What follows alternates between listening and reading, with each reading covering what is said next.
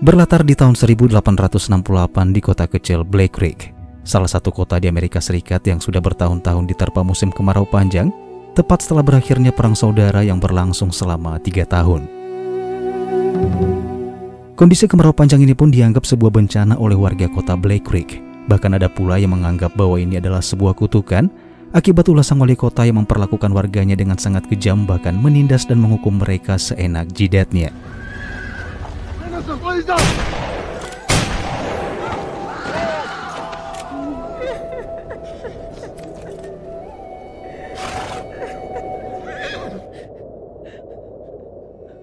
Kendati demikian, warga kota seakan tak memiliki kuasa untuk membantah. Mereka tampaknya tahu betul apa yang terjadi jika mereka nekat melakukan perlawanan, karena tentunya wali kota lah sang penguasa yang membuat segala bentuk aturan yang berlaku di kota kecil itu. Namun di balik ketakutan seluruh warga terhadap aturan kota yang berlaku, ternyata ada seorang pria yang berani menentang kekejaman dan kebiadaban para penguasa, yaitu seorang pendeta bernama Thomas McCord. Saking beraninya, ia bahkan menunjuk satu persatu wajah oknum-oknum tersebut yang memang bermaksud dengan sengaja mempermalukan mereka di hadapan jemaatnya.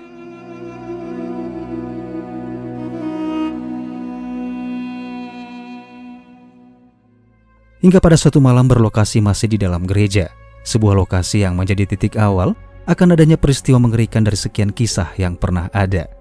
Di dalam sana pendeta Thomas terlihat sedang menulis surat kepada seorang marsekal Angkatan Udara Amerika Serikat yang tak lain adalah saudara kandung sang pendeta itu sendiri. Surat yang ditulisnya itu berisikan curhatan tentang bagaimana situasi dan kondisi kota Black Creek yang semakin hari semakin memprihatinkan. Pemerintah yang seyogianya mengayomi dan melindungi warga, tak ayal justru menjadi sosok jahat yang meneror dan melakukan penindasan kepada warganya sendiri. I prayed that you would survive the war and the stand for righteousness. I write you now for your help. There are bad men here, terrorizing this good community. I have taken a stand and have paid a price for it.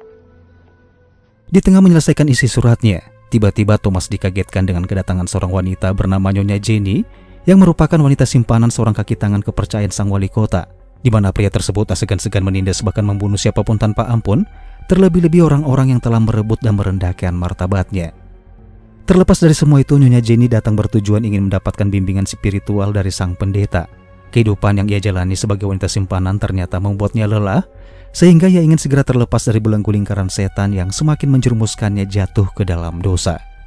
Awalnya Thomas terlihat risih menerima kedatangan Nyonya Jenny di situasi malam yang sudah sangat larut seperti ini. Ia hanya ingin mencegah persepsi orang-orang tentang dirinya, terlebih-lebih Nyonya Jenny diketahui adalah wanita simpanan oknum penguasa kota Black Creek. Reverend McCord?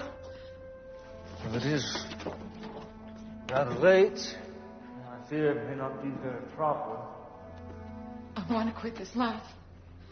I'm ashamed of who I am. How am I going to get away from Rhett? He says he owns me. Miss Jenny, you give yourself over to the Lord and He will take care of you. And I will stand with you. You just have faith.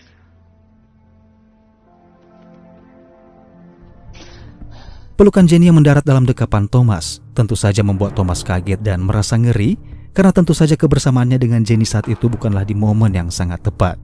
Dan benar saja, kecemasan Thomas tentang hal itu ternyata benar-benar terjadi, di mana Rep yang merupakan kaki tangan kepercayaan sang wali kota tiba-tiba masuk mendobrak pintu gereja, tepat di saat Jenny istri simpanannya melepaskan dekapannya dari tubuh Thomas. Miss Jenny, please stop. We can talk more in the morning. So get yourself on home safe now.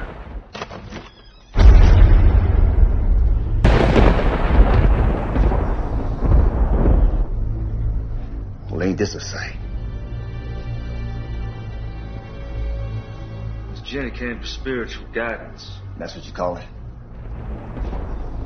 This here is a house of God, and I would kindly ask you to leave.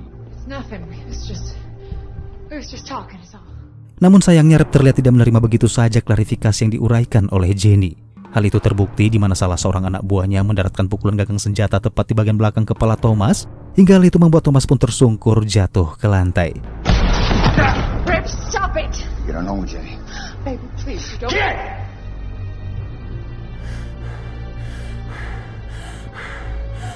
You done messed up, preacher.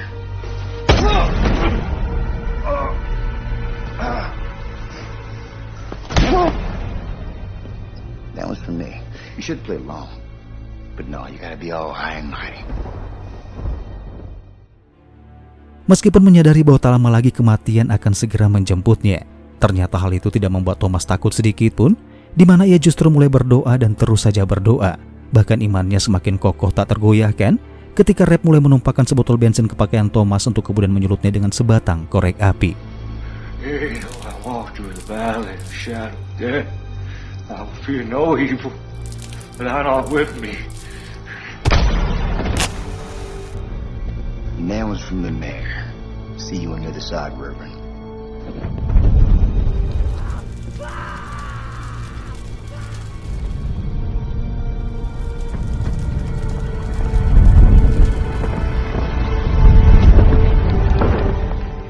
Tak jauh dari sana, Mayor Pierce, yakni sang wali kota laknat, ternyata menyaksikan kejadian itu. Dengan ekspresi dingin, ia menyulut sebatang rokok, terlihat mendukung penuh arogansi dan anarkisme yang baru saja dilakukan oleh anak buahnya.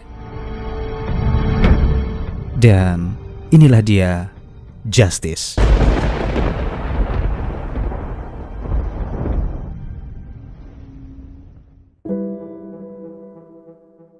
Satu bulan kemudian setelah kejadian yang mengerikan itu, kisah pun akan berfokus pada seorang pria bernama James McCord yang tak lain adalah saudara kandung mendiang Thomas.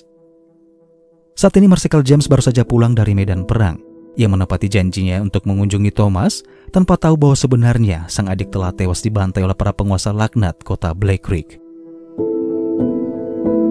Setelah beberapa saat memacu kudanya melewati hamparan bukit berpasir, pada akhirnya James pun tiba di sana dan segera memasuki pusat kota, di mana kedatangannya langsung disambut oleh sebuah pemandangan yang begitu miris dan sangat memprihatinkan.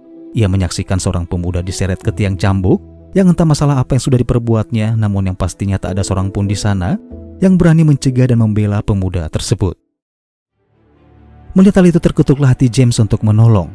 Ia dengan lantang berteriak menyuruh agar pemuda tersebut dilepaskan dengan alasan konkret bahwa perang saudara telah berakhir. Help me! Strap him up. What is this man's crime? Well, can't you see for yourself? Crime of niggerdom. Ain't you heard? War's over. The war's over when I say it's over. My counsel to you is that you get back up on that horse of yours before I strap you to this here pole.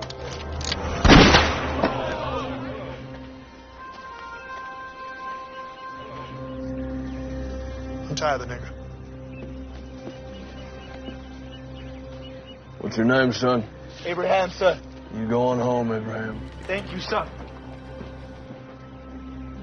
My name is James McCord. We gonna have a problem? No, Marshal. No problem. Tanpa perlawanan, para koboi yang bermental ciut ini pun pada akhirnya dengan terpaksa mundur secara teratur. Dan setelah yakin situasi sudah mulai kondusif, James melanjutkan perjalanannya dengan mengunjungi sebuah bar yang masih berada di pusat kota.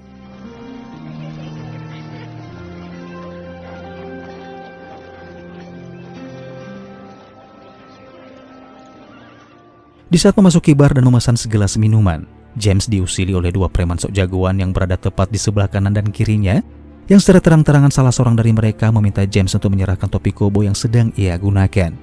Mendengar hal itu, James pun dengan tenang mencoba menanggapinya dengan humanis. Namun salah seorang dari mereka justru semakin lancang, di mana ia mencoba merebut topi tersebut dari kepala James. Namun, Nice hat. Thank you. I want it. Excuse me. I said that I want it. I'm sure you can get one for yourself. I want that one. Not gonna happen.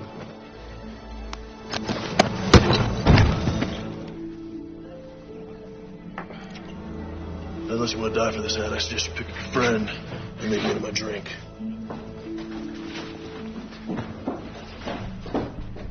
siapa sangka kejadian itu ternyata disaksikan langsung oleh Rep dan beberapa orang anak buahnya yang kebetulan sedang berada di sana. Ia menatap tajam ke arah James memperlihatkan rasa ketidaksukaannya, sekaligus bertanya-tanya siapa sebenarnya sosok James itu. Anyone here tell me where the church is? If any of y'all see the Reverend McCord, you tell him his brother's looking for him.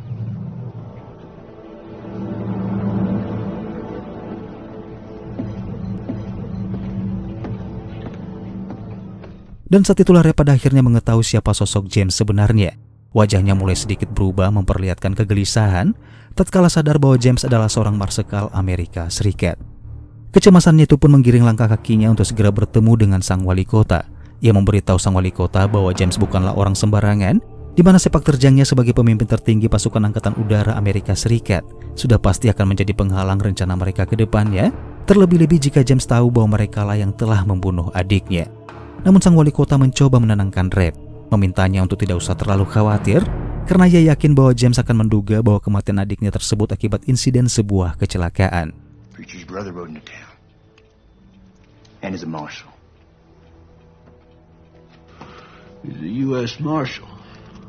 He might not buy the fact that his brother's death was accidental.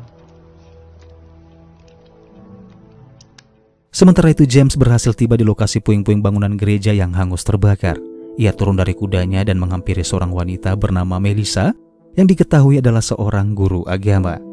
Di saat itu juga Melissa pun menyudahi pembelajaran, menyuruh anak-anak untuk pulang ke rumah, lalu memperkenalkan dirinya dan bertanya siapa dan apa tujuan James datang ke sana. And we know that all things work together for good to them that love God. Whoa. How can I help you, sir? This is my brother's church. I'm looking for him. I'm Melissa. James McCord.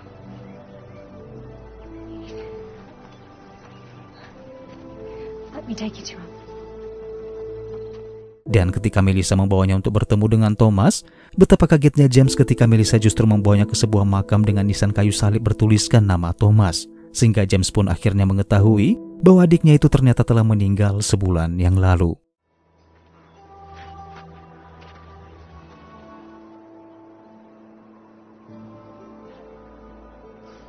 I'm so sorry, little brother. I should have come sooner. Kematian sang adik yang seharusnya dibanjiri oleh air mata justru berevolusi menjadi sebuah kemarahan dan kemurkaan, terbukti di mana James mengambil segenggam tanah kuburan Thomas, meremas-remasnya dan menaburkannya kembali sebagai bentuk kesedihan dan kemarahan dalam dirinya yang kini telah bercampur menjadi satu. There are bad men here, terrorizing this good community. I have taken a stand and have paid a price for it. I beseech you, come quickly. Help drive this evil away. Your brother, Thomas. You know how my brother died?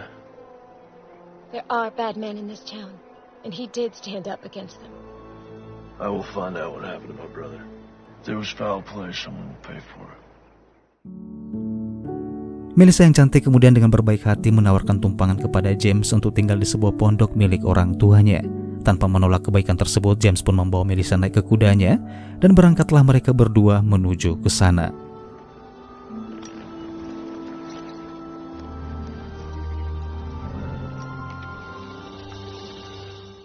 Singkat cerita, sore harinya Melissa mengundang James untuk makan bersama, sekaligus ia memperkenalkan James kepada orang tuanya, hingga di sana terjalinlah sebuah komunikasi yang begitu hangat.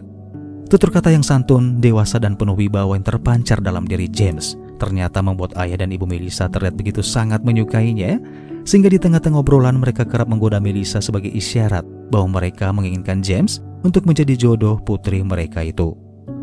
Melihat keusilan dari kedua orang tuanya tentu saja membuat Melissa tersenyum tersipu-sipu malu, yang mana ekspresi tersebut sudah bisa membuktikan bahwa Melissa sejak awal bertemu ternyata diam-diam telah menaruh hati terhadap James. Sementara itu berlokasi di sebuah tambang rahasia, sebuah tempat yang menjadi sumber lahirnya kejahatan sang penguasa bersama antek-anteknya, di mana di tambang inilah Mayor Pierce menyembunyikan senjata-senjata yang diimpor secara ilegal.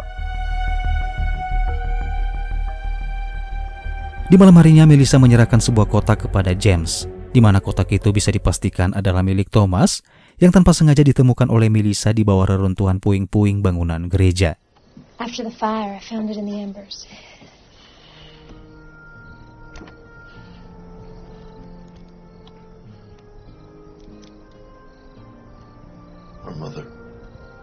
What's up? Tanpa terasa malam pun semakin larut. Di saat semua orang sudah terlelap tidur, James justru membuka buku jurnal milik Thomas yang merupakan salah satu benda yang ada di dalam kotak itu. Di dalam jurnal tersebut terungkaplah rahasia yang selama ini disembunyikan oleh mendiang Thomas, yang mana saat itu dia tanpa sengaja mengikuti Mayor Pierce ke bekas tambang yang dipenuhi oleh senjata. Menyadari penimbunan senjata yang tak lazim dilakukan oleh sang wali kota, membuat Thomas pun curiga bahwa di balik itu semua ada rencana jahat yang sedang dibangun oleh Mayor Pierce, sehingga Thomas berinisiatif membuat sebuah peta dengan menggambarkan lokasi tambang tersebut. Di keesokan paginya, saat sedang berjalan-jalan membawa kudanya menyusuri pusat kota, James tanpa sengaja melihat seorang pria kulit hitam yang merupakan seorang pandai besi tengah diintimidasi oleh 2 orang anak buah Rep hanya karena tidak mampu membayar uang sewa tanah. Di saat itu juga James pun segera turun dari kudanya, menodongkan pistol ke arah mereka untuk kemudian mengancam agar mereka segera pergi meninggalkan pria tersebut. You gonna pay these men when you can? Yes, sir. Well, there you have it. That's all you'll get today. Get out of here.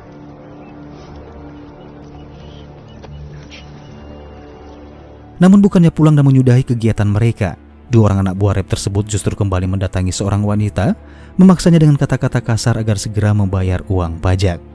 Namun lagi-lagi mereka tidak menyadari, James kembali memergoki aksi kedua preman ngeyel tersebut dan mengusir mereka untuk yang kedua kalinya. That's enough, boys. Let's not do this again. Let's put it down gently and back away. This ain't over. You can't just be coming to someone else's town, acting like you own the place. So why don't you and your partner clear on out of here? Beranjak dari sana, James kemudian memasuki bar yang sempat ia kunjungi sebelumnya. Dan di dalam sana secara kebetulan dia melihat seorang perwira angkatan laut berpangkat kapten yang dari wajahnya James merasa tidak asing dengan sosok kapten tersebut. Penasaran dengan sosoknya, James pun memesan 2 gelas loki whisky. Lalu ia menghampiri meja sang kapten dan menjamunya dengan whisky yang ia pesan tersebut, sehingga terjalinlah obrolan yang dimana ternyata mereka berdua pernah sama-sama ditempatkan di satu wilayah lokasi perang. Kapten tersebut yang ternyata bernama Kapten Lewis saat itu mengatakan bahwa tujuan kedatangannya di kota Black Creek tak lepas dari isu-isu yang beredar tentang kegiatan penyelundupan senjata yang masuk ke kota Black Creek, sehingga ia dikirim untuk mengawasi gerak-gerik Mayor Pierce, yang tentunya sampai sejauh ini Komando Utama Angkatan Laut Amerika Serikat mulai mengendus adanya kejanggalan di kota kecil tersebut. Di waktu yang bersamaan berlokasi di rumah kediaman sang wali kota, anak buah Rep melaporkan bahwa saudara pendeta yang mereka bunuh semakin hari semakin bertingkah, di mana James menghalang-halangi kegiatan mereka saat menagih uang sewa dari warga kota. Mendengar hal itu, sang wali kota pun seketika terlihat mulai resah, sehingga ia menyuruh Rep untuk mencari seseorang yang handal dan berpengalaman, yang tentunya untuk mengawasi gerak-gerik James tersebut. This McCord character, now he can't be allowed to interfere with my business. So what you want to do about it? Put some men on him, not those 2 idiots. See what he's up to. I'll handle it. Sore harinya James menemui Melissa yang saat itu sedang bekerja di peternakan, di mana di sana ia memberitahu Melissa bahwa dia menemukan sesuatu di dalam buku jurnal milik Thomas, yaitu selembar peta yang menggambarkan arah menuju ke sebuah tambang rahasia berisikan senjata dan uang hasil curian. Listen, I found some things in Thomas's journal. His map points to a cache that the journal says is full of stolen weapons and money. If something happens to me, I need you to find Captain Lewis and give him that translated map. His base is just outside of town. Only Captain Lewis. Only Captain Lewis now.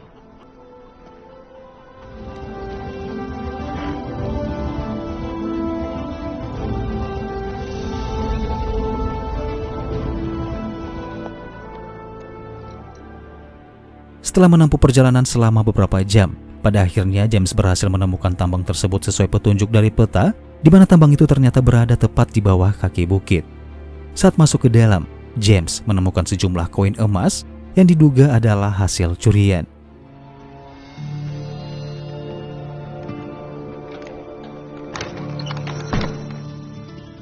Namun sayangnya baru saja James akan melanjutkan pencarian, tiba-tiba ia mendengar suara beberapa orang penjaga yang sepertinya menyadari bahwa tambang itu telah dimasuki oleh seseorang.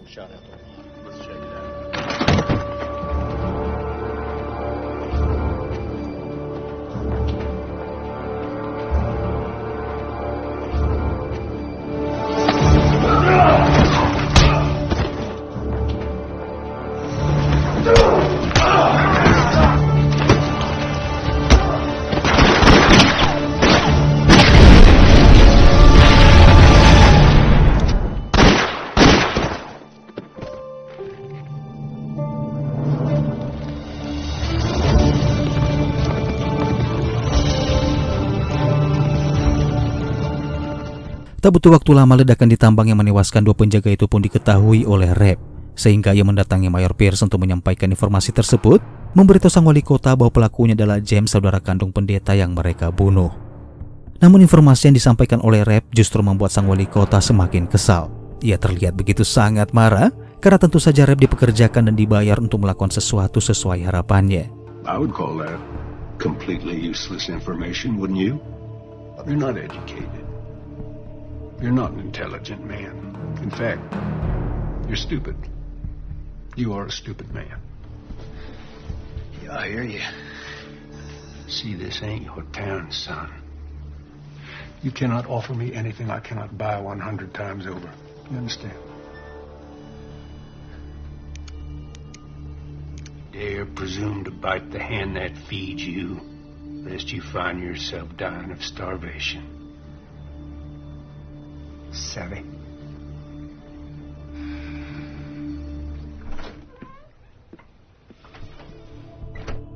Tekanan demi tekanan yang ia dapatkan dari sang wali kota membuat Rep pun kehilangan kontrol, sehingga ketika ada anak buahnya yang datang menemuinya tanpa izin terlebih dahulu, Rep pun dengan ringan tangan menghabisi anak buahnya tersebut.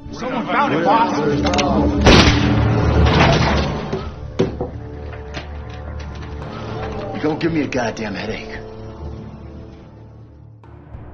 Di malam harinya, James didatangi oleh Nyonya Jenny untuk kemudian mengajaknya mengobrol.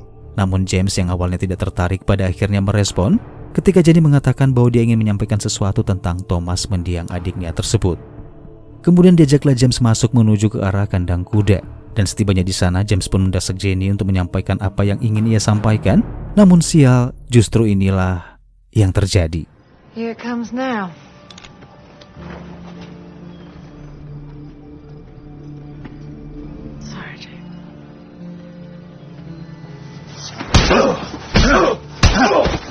You gonna leave this down on the horse or in a maple box that makes no never mind to me. Pick him up.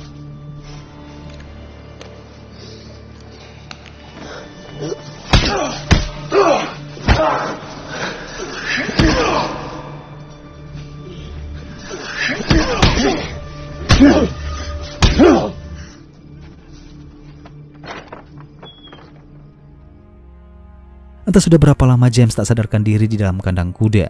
Namun yang pastinya saat ia terbangun, ia pun menyadari bahwa saat ini ia sedang dirawat oleh Melissa. Di momen itu Melissa mengatakan kepada James agar sebaiknya James mengakhiri misinya itu. Karena Melissa tidak ingin James berakhir seperti Thomas yang mati sia-sia hanya karena mengusik sang penguasa. Namun James menolak permintaan Melissa. Ia justru tidak ingin menyia-nyiakan kematian Thomas yang sampai sejauh ini sudah berjuang menegakkan keadilan demi mengungkap kebusukan sang penguasa, yang semua itu karena keinginannya untuk mengembalikan kota Black Creek menuju kedamaian. I don't want you to end up like Thomas. And the world is at its cruelest. He preached compassion. That ain't me. There's no forgiveness here. Thomas was a good man. I guess what I'm trying to say is I'm not going to end up like him because I'm not like him. Use me. Take your time. Go slow. Go slow.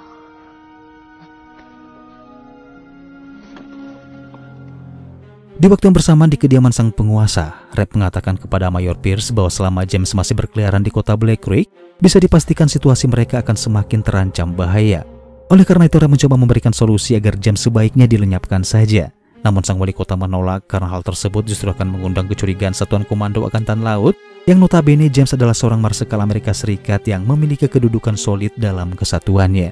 Di tengah dilema dan keputusasaan, sang wali kota tiba-tiba mendapatkan sebuah ide di mana ia masuk ke dalam ruangan kerjanya dan mengambil pin bintang 1, yang artinya secara sepihak ia melantik Rep menjadi seorang sheriff yang tentunya kedudukan Rep bakalan dianggap di mata hukum.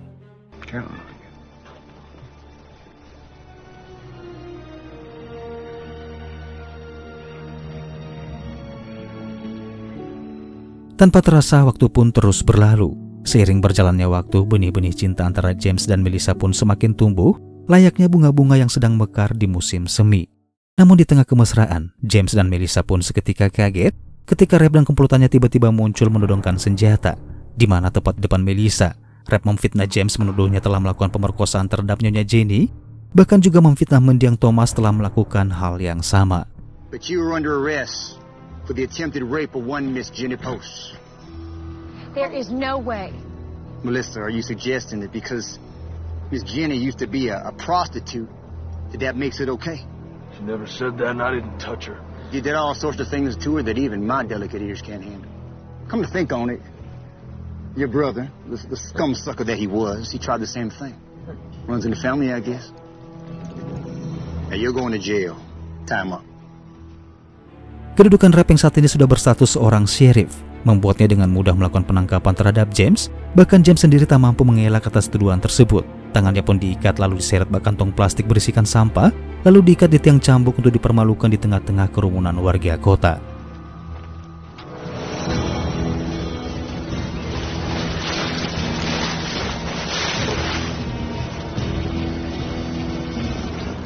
Ain't this ironic? You want to save a nigger, then you get to take his place. I'm a U.S. Marshal. You will catch hell for this.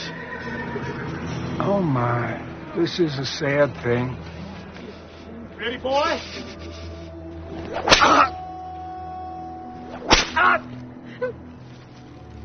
Melissa yang melihat kejadian itu pada akhirnya tak lagi mampu bertahan untuk tidak membuka suara. Dengan mata berkaca-kaca ia memohon kepada sang wali kota agar melepaskan James karena James tidak bersalah. Namun alih-alih mendengarkan permintaan Melissa, Mayor Pierce justru membenarkan tuduhan tersebut karena tentu saja dialah orang yang telah merencanakan tuduhan tersebut. Please, sir, this is a mistake. He is innocent of these charges. Is he? I can't be certain of that, ma'am. And were I to allow a crime to go unpunished, I suppose the accusations could be false, but of course that's for a judge. This is your doing? Yeah, well, you never really know someone, do you?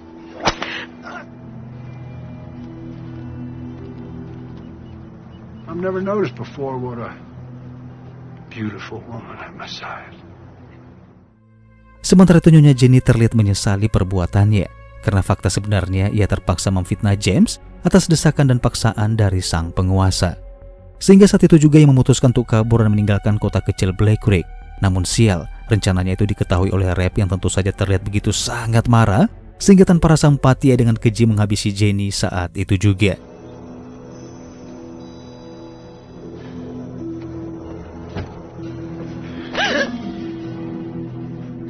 No.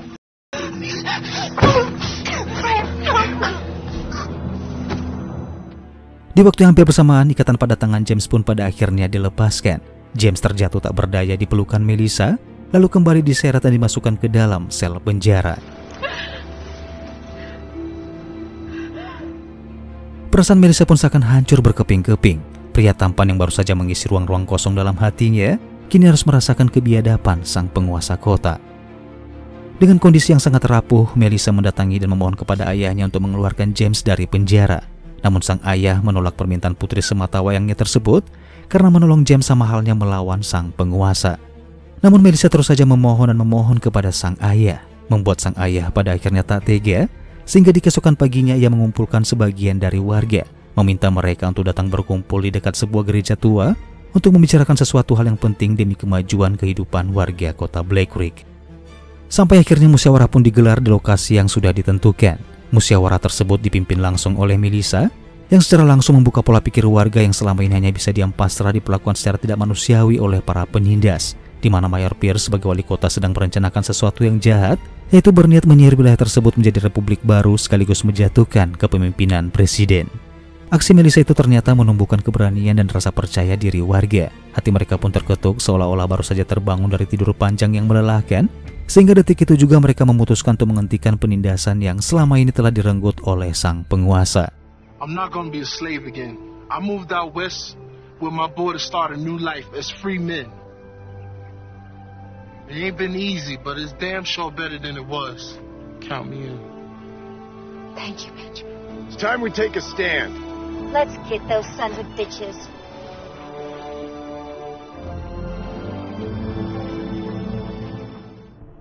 Di keesokan harinya rencana pun dimulai. Ayah Melissa datang ke penjara, berpura-pura menitipkan makanan untuk James.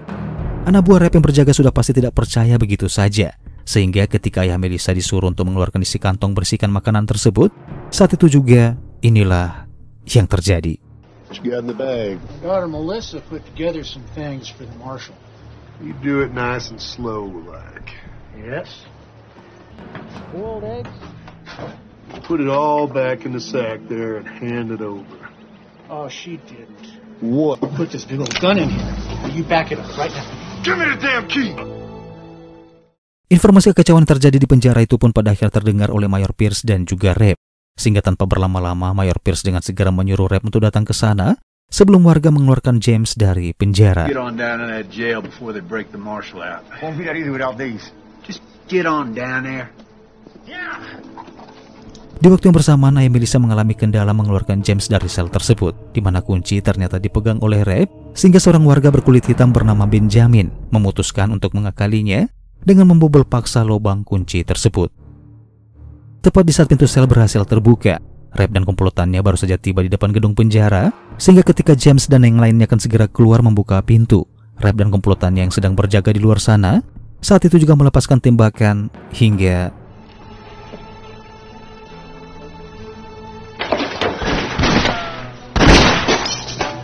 How many of them you got out there? 2, 3, maybe 4.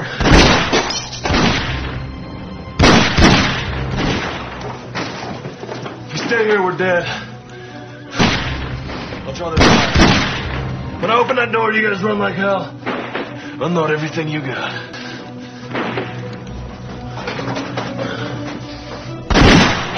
Hold your fire! No one shoots the marshal. He's mine. Give me all the excuse I need to put a bullet in your head. Rapists. There's good men in here. If you can have me, just let them go. Sorry, can't do that. Desperate to the criminal. If I come out shooting, a lot of your men are gonna die. Maybe you, Reb. Maybe. But I've seen enough death. I've took enough lives that if it's my time, so be it. Bersama dengan itu, Mayor Pierce pun tiba di sana. Ia menyetujui kesepakatan yang diajukan oleh James, bahkan ia pun bersumpah tidak akan mengingkari janjinya sebagai pria jantan. Give me your word. As a soldier that you let these men go, and you can have me, you win. It's Mayor Pierce. You have my word. You walk out of there peacefully, I'll honor your request. I have your word, Mayor. As a gentleman. I'm coming out.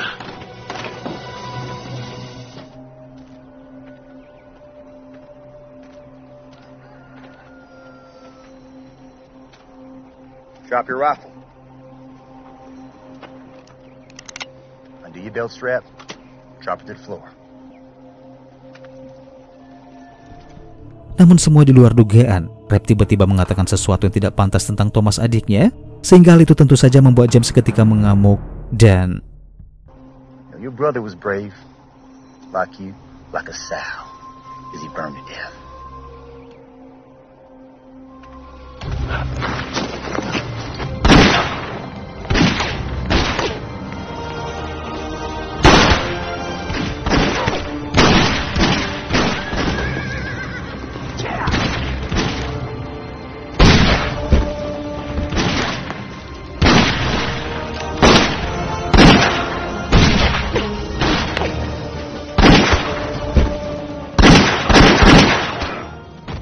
Di tengah baku tembak yang sedang terjadi, sangat disayangkan Benjamin harus tewas terkena peluru panas hanya karena demi menyelamatkan nyawa James.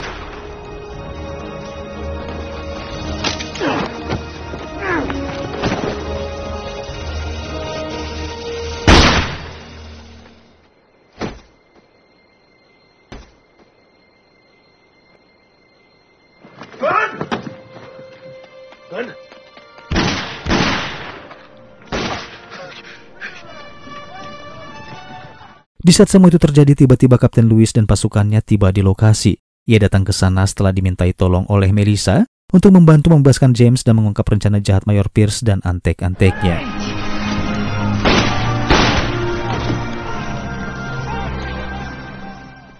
Setelah semua anak buahnya berhasil dilumpuhkan dan sebagian lagi menyerahkan diri, James meminta Melissa untuk membawa ayahnya pulang sementara dia sendiri akan mengakhiri perkara yang masih tersisa.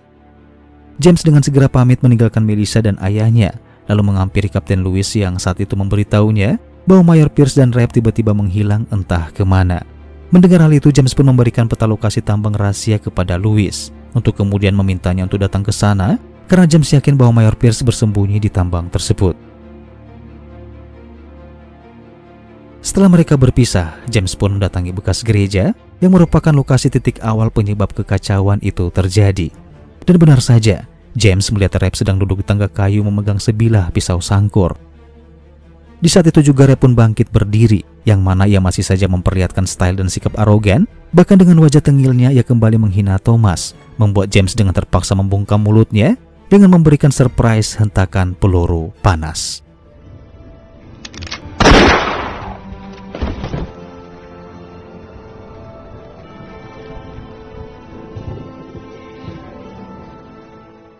Dalam keadaan sekarat, Rep lagi-lagi masih saja bertingkah mengambil kesempatan dalam ketidakberdayaan. Diam-diam ia menarik pistol dari dalam sangkur senjatanya, namun siapa sangka... And we will rid the town of this evil.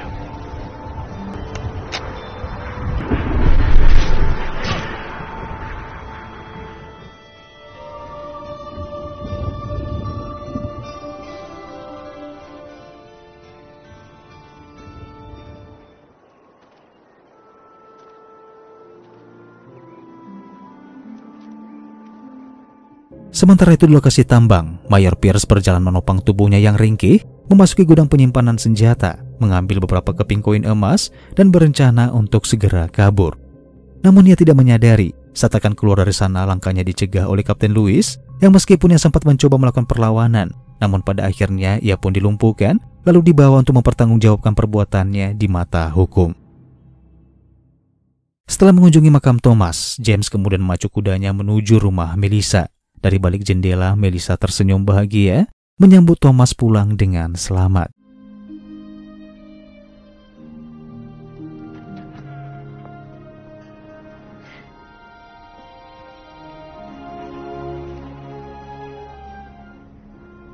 Where are you heading? South. Some folks need help down there. Di tengah kemesraan, James memutuskan pamit pada Melissa, di mana ia harus melanjutkan perjalanannya menuju ke selatan, mengabdikan hidupnya untuk orang-orang yang membutuhkan pertolongannya. Sampai akhirnya Melissa pun melepaskan kepergian James. Meskipun terlihat mudah baginya untuk menutupi kesedihannya, namun menerima kepergian James ternyata tak semudah seperti apa yang ia bayangkan. Dan film pun berakhir, teman-teman.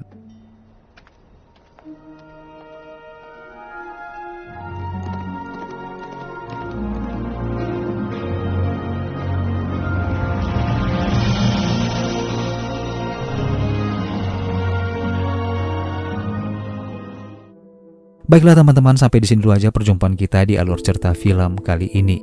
Harapan saya semoga teman-teman tetap terhibur. Terima kasih sudah menonton, saya Richard mohon pamit dan sampai ketemu lagi di alur cerita film selanjutnya.